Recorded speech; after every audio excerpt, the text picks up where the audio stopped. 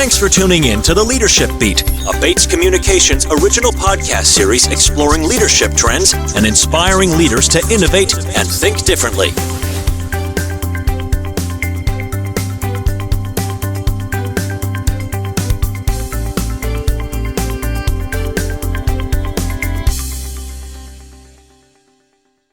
This is Sarah Woods, and welcome to The Leadership Beat.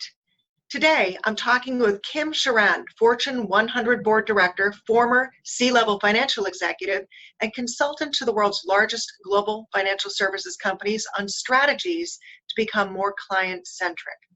Kim sits on the board of insurance giant TIAA, chairing their Human Resource Committee, and earlier in her career held senior executive roles in the U.S. and Asia at Ameriprise Financial, Merrill Lynch, and Citibank. In addition to a host of industry awards, Kim has also spent the last 12 years as a board member at Girls Inc., a nonprofit organization that empowers girls through service and advocacy. I caught up with Kim between trips to Asia, where she's recently been advising a large insurer on growth in that region. Kim, welcome to the Leadership Beat. Thank you, Sarah. It's great to see you. Well, I've been really anxious to speak with you because you've worn a lot of hats in your career. And over the course of your career, you've held roles in executive leadership at large financial institutions, at nonprofits, and now corporate board directorship. So I've been curious, what was an important leadership lesson for you early on? Well, I have lots of lessons that I can tell you about. I can tell you best practice, and then I can also tell you where I didn't do so well, which is sometimes fun to hear about. But I would say that there are a couple of lessons that I'd like to share. One is, you've probably heard this, and many of you that are listening have heard this, that there are the 3 C's: communicate, communicate, communicate some more. And as a people leader, people are always looking to you for reinforcement and for really understanding where you stand and what you're going to say next and how consistent you're going to be in your communication. So I would say consistent communication and really being an inspiring communicator is a best practice and something that I always tried to do. Did I succeed all the time? No. But I know that when I employed that technique, I was most successful. The second thing is around listening. And I mean really hearing what people are thinking, what they're concerned about, not rushing to judgment. We all tend to do that because we think we know the answer. We think we know what other people are thinking and hearing. But truly sitting down and listening without multitasking and without any disruption gets to a much better outcome. So I would say listening is the second lesson. The third is around sharing stories. All of us love a great story. And when you can share a story with your team or with other teams more broadly, people tend to relate on a different level than if you're just saying, oh, this is what we're going to do and this is how we're going to do it. So I tried to integrate stories whenever I was in the process of, either a big transformation or really sometimes smaller things. But relating a story is always powerful. And you and I were talking earlier about this amazing speaker that I just had the opportunity to hear at the National Association of Corporate Directors meeting down in DC. His name is Admiral Stavridis. And he's a retired U.S. Navy admiral, a pretty impressive guy. He was the NATO Supreme Allied Commander in Europe from 2009 to 2013, and he is just an incredible communicator.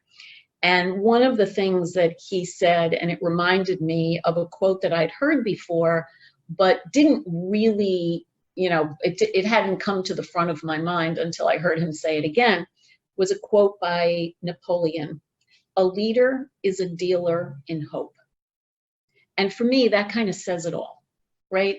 So how are you inspiring people to feel hopeful about the future, about what we're doing, about how we're going to do it? And I think keeping that in the front of your mind as a leader is really powerful. That's wonderful. That's a fantastic quote, and one I'm sure I'm now going to use. So thank you. Well, having gone through different leadership transitions and now onto a directorship role at really a Fortune 100 company is quite a responsibility. And you chair the Human Capital Committee, right? The Human Resources Committee, Mm-hmm. yeah. So tell us a little bit, based on those experiences you've had sort of coming up through the system Mm-hmm. as a leader of larger and larger organizations, and you've lived abroad. Right. Yeah. What's changing now about how boards are looking at human resources, looking at talent Mm-hmm. as a competitive driver? Yeah, that's a great question. The board's job has become much more difficult over time. And the reason for that is companies have become larger, they've become more complex. We're dealing with a pace of change that has only accelerated. And the traditional activities of board leadership have become a lot more challenging. So when you think about the Human Resources Committee, in many companies, it's still very much limited to compensation. At TIAA, they have always had a much broader view, which I think is the right view, and what many companies are now moving to. And that is a look across all aspects of talent, from culture to diversity and inclusion, to employee engagement, satisfaction, net promoter score of employees. Of course, the understanding what skills and capabilities we need for tomorrow. How are we going to reskill and upskill people with technology disruption that is just around every corner? And then, of course, compensation, right? Making sure that we're setting targets that are realistic and that we have we're incenting, I should say, the right behaviors in order to meet the objectives that we've set for ourselves. So thinking about what behaviors are we incenting? How are we setting targets in order to empower employees to deliver what we need to have delivered, right? I mean, all of these aspects are part of the HR committee. And one of the things that, when you look at a year of a calendar of, we're only meeting 5 times a year. There are a number of times when we're thinking very strategically about the future, about how we're going to reskill and upskill. How are we going to think about succession planning? What are the new capabilities that over the next 3, 5, 7 years we need to be bringing into senior management positions? And how are we cultivating that managerial talent in order to prepare them for the future? That's all of the things that we think about. So there are certainly no shortage of topics, and there are sometimes within the year that we're very transactional, where we're approving compensation, for example. But there's a large part of the time that we're really thinking more strategically and understanding competitively what's happening. So those are kind of the topics that we're engaged in. It's a very exciting time. It is an exciting time, and it occurs to me that there's a real difference in the role of a member of the board than were you to be a member of management, yes. grappling with those same issues. And I'm curious, can you talk a little bit about that transition that you made from operating executive into a very different role as a director? Well, it's a great question, because I remember the first couple of board meetings that I was at, and where I was hearing things from management, and immediately I went into the mode of, oh, I have to go help solve this problem.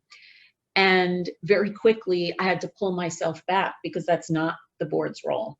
But when you come from a managerial position and a leadership position at a large company, of course, that's a natural place to go.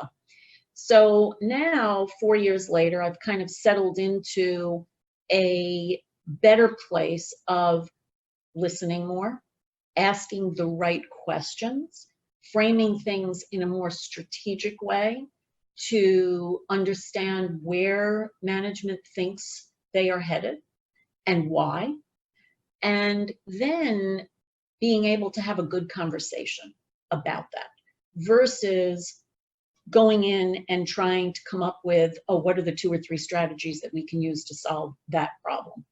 It's a big change, a very big change. And one that you've obviously navigated well, right? And now you're also doing some international consulting. And I wanted to pivot a little bit over to that work that you're doing. I know that you've lived and worked in Asia for, is it a decade or more? Almost a decade. Yeah, I was in Okay. Tokyo for 5 years and then did some consulting work in Hong Kong, Indonesia, and Japan, actually, for Okay. about 3 years, and now back in China. Well, given your work with large global companies and the consulting work that you're doing now, I'm curious if you could talk a little bit about what you're seeing now as sort of the big risks or considerations from a CEO's perspective, particularly around customer experience in the global markets. And how should folks be thinking about that right now?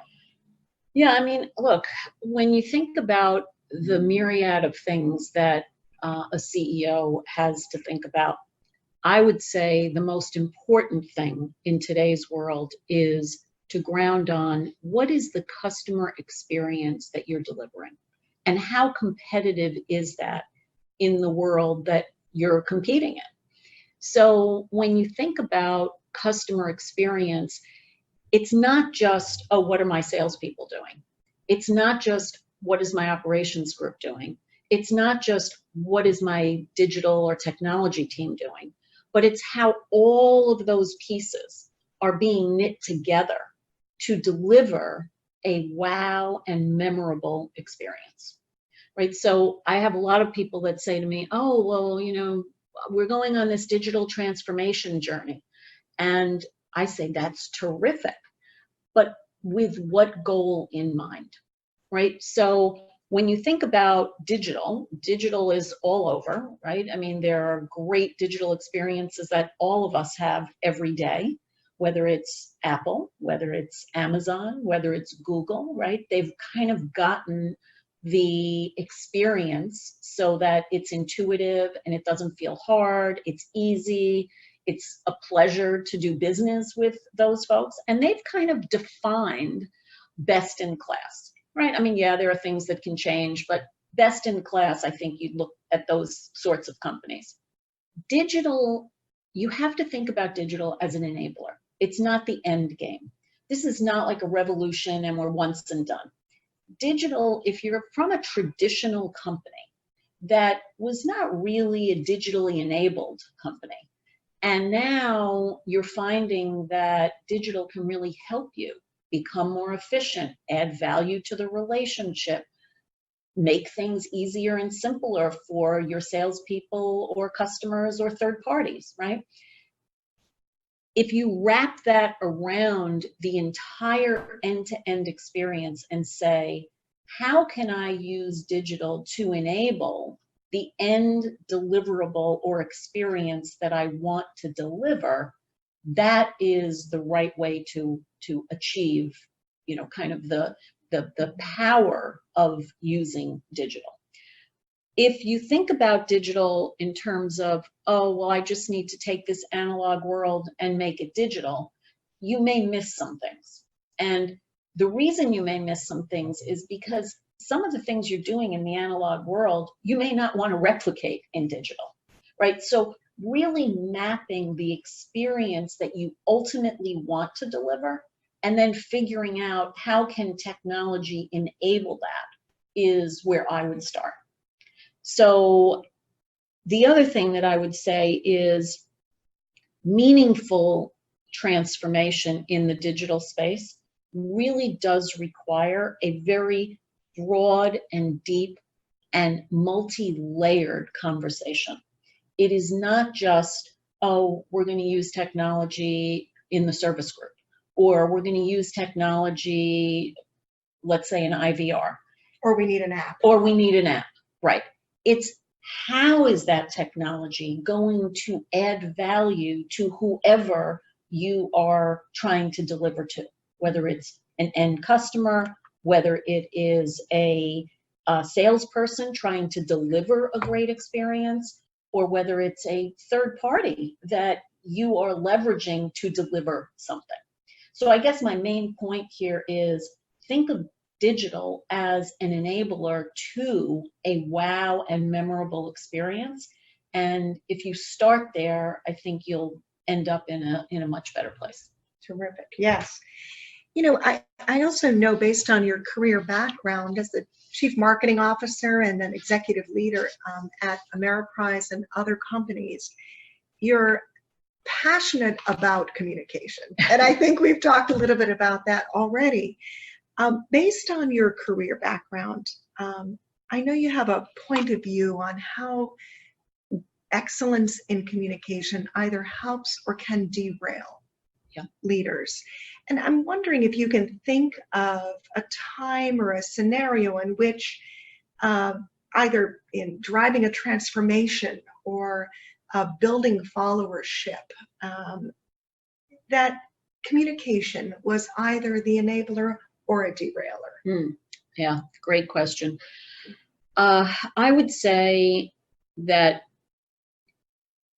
best in class communication for me is empowering to people and is powerful.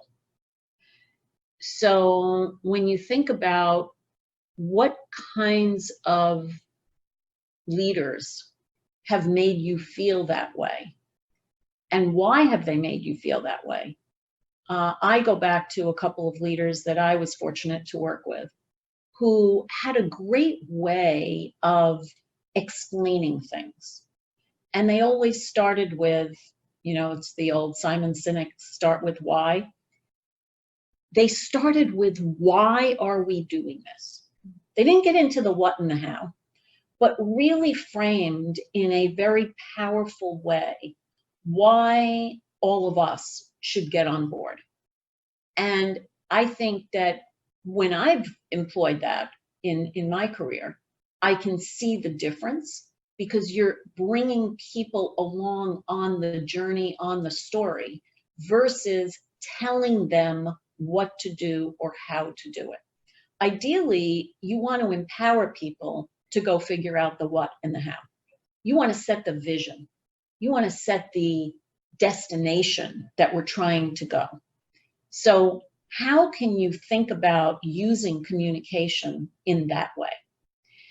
It's always easier to go to, oh, this is what we're going to do and this is how we're going to do it. It's harder to empower people around the why, because it really takes time to strategically think about why. Because so many of us are just trying to operate on a day-to-day basis. Oh, we got to do this and we've got to do that and we've got to achieve this and we've got to achieve that. But if you step back and really think about, why are we doing this? What is the end goal? Why is that the end goal? Those are all really important things to impart on your team, as well as on the matrix organization, which we all operate in today. So I would say that communicating effectively up front pays huge dividends on the back end. And every time I haven't done that, it has slowed me down. And I've always had to go back to, okay, let's go to the basics, right? Why? And then let them figure out the what and the how. So I would just say that's the lesson for me. Really a great foundation for change leadership. Yeah. Isn't it? Yes, it certainly is. Well, I know something else that you're quite passionate about and you've spent more than a decade on is working with Girls Inc. And I wanted to get your insights about that. Girls Inc. advocates, develops, and mentors girls ages 6 to 18 in 350 cities now in North America, so Canada and the US. So how has that experience informed your leadership? Yeah, well, I'm really passionate about empowering girls. I have a daughter of my own, and I see how important it is to make her feel that she can really take on the world. And the saying at Girls Inc. that we came up with many years ago was, Girls Inc. empowers girls to be strong, smart, and bold. And those three words were very carefully chosen through a strategic offsite that we had over the course of many days to say, how can we more finely tune the why of Girls Inc.? So Girls Inc. has always done great work. It's an organization that is, many, many years old, almost 100 years old. But it wasn't communicating the essence in the most powerful way. And when we came up with, we empower girls to be strong, smart, and bold, it just sort of says it all. This work is probably some of the most rewarding work I've done. It is amazing when you educate a girl, the fact that they can empower their family, their siblings, to a better place, to lead a better life than they had. Some of the stories that these girls tell are just heartbreaking. But when they have a Girls Inc. mentor helping them, educating them, empowering them, giving them ideas on how to deal with really tough situations at home and also at school, whether they're being bullied or made fun of. It really says it all that, we all need a mentor, but these girls in particular need someone by their side. And that's what Girls Inc. does. And it's really rewarding work. And, hearing their stories just makes me even want to do more to raise money and to be able to bring these girls the programming that they deserve, that they might not otherwise ever have exposure to. So that's kind of the work that we do there. Excellent. Yeah. Well, thank you, Kim. It's been absolutely delightful to get some time with you. I know you're incredibly busy, and this has been insightful, and I've really appreciated your point of view on leadership today, really in a global environment, from both the director's chair view, and also the executive leadership view, through to the developing girl view, the opportunity. So I really appreciate your time, and thank you. Well, thank you, Sarah. Appreciate it.